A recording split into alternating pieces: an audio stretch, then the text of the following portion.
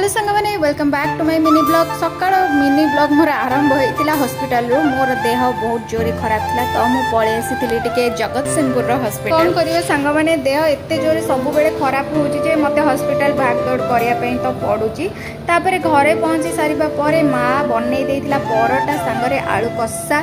तो ये आम फाइनाली मार मोर खाई देइथिलु। आलू कषाटा बहुत ही बढ़िया टेस्ट होता। तो ब्रेकफास्ट कर सारिबा परे माँ झील आम लंच प्रिपेरेसन लगी ये मोर माँ बसी। लंच रे आज आमर होता भात सांगरे चिकेन झोल ता सांगरे काकुड़ी। सांग मैंने देह जो खराब थी माने पाखरे माँ छड़ा आउ कहीं न रही भल लगे कि घर को आसती जेहेतु मो देह खराब थिला तो बो सांगे मोर टाइम स्पेंड कर बहुत भल लगिला। तो मु फाइनाली खाइबा खाई सारिबा परे एठी सामी गेला होची बो पाखरे। तो से टिके नुआ आसी तो बो सांगे टिके गेला होची।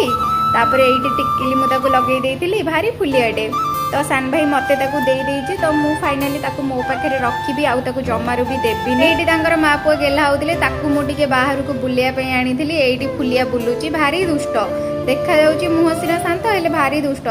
तापर ताकू बुले सारिबा परे लकी मु आम डुंगु बाबू आउे पूजा आशीष आम बाहरी जाइलु गोटे काम। फाइनाली मुझे कही दौची आम कुआडे जाऊलु आम बाबा श्राद्ध आम नना घर को जाऊलु जहाँकि चिठा आने। तो पूजार आशीष आगे जाऊँ लकी मु मो हजबैंड पछरे थी। श्राद्ध कौन है देखा।